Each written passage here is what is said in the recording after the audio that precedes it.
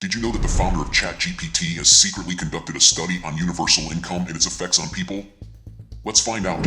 This paper, published as part of the National Bureau of Economic Research (NBR) Working Paper Series, has been touted as the most comprehensive look into the impacts of unconditional cash in the U.S. to date. The research is conducted by a team of economists and social scientists affiliated with institutions like the University of Michigan, University of Illinois, and University of California, Berkeley, and OpenResearch, which is a project funded by OpenAI, who is the creator of the ChatGPT. The study utilized a randomized controlled trial to assess the impact of guaranteed income on participants' economic behavior and well-being. Recruitment took place from August 2019 to August 2020, during which eligible participants were identified and enrolled. Following this, randomization occurred in October 2020, assigning participants to either a treatment group or a control group. The cash transfers were provided unconditionally from November 2020 through October 2023. Data collection involved multiple methods to capture a comprehensive set of outcomes. Monthly surveys and app activities were conducted from November 2019 to December 2023, allowing the researchers to gather detailed information on participants' time use, labor supply, job satisfaction, and other relevant metrics. Additionally, midline and endline surveys were administered in April to July 2022 and April to July 2023, respectively. These intermittent surveys allowed the researchers to track changes over time and measure the effects of the guaranteed income.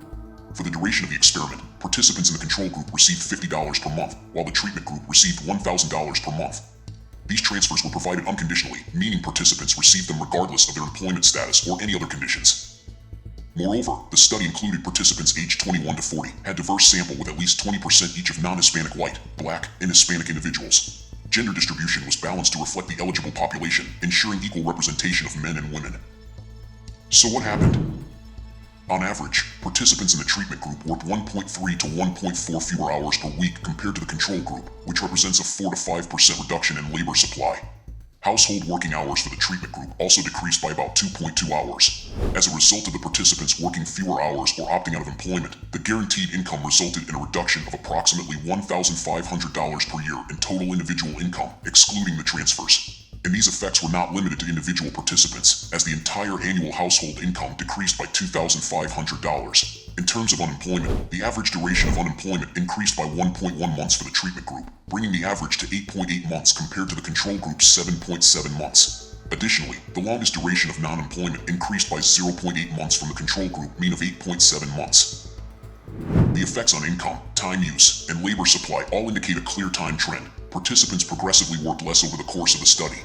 Specifically, employment rates decreased by 4 percentage points year over year from midline to endline, and work hours dropped by an additional 1 hour per week during the same period.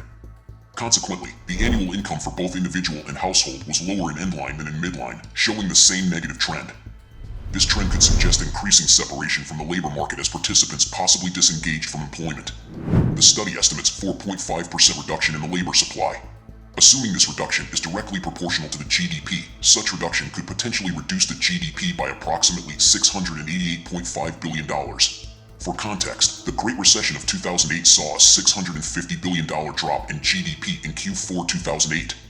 In Q1 2020, at the height of COVID-19 pandemic, the US GDP decline was estimated at around $1.1 trillion. But could it mean that individuals gradually shifting their focus to non-employment activities or human capital investments, such as pursuing education? Unfortunately, the current findings suggests that's not the case. When the researchers tracked the self-reported activity of the participants, they primarily used the additional time from reduced work hours for leisure activities, as well as modest increases in time spent on transportation and financial management. There were no significant changes in time spent on childcare, exercising, job searching, or self-improvement. In conclusion, participants who received $1,000 per month worked less and became more dependent on the free paycheck.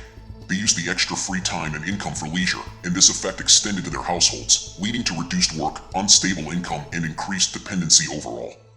Moreover, where's that $1,000 gonna be coming from? Not from me anyways.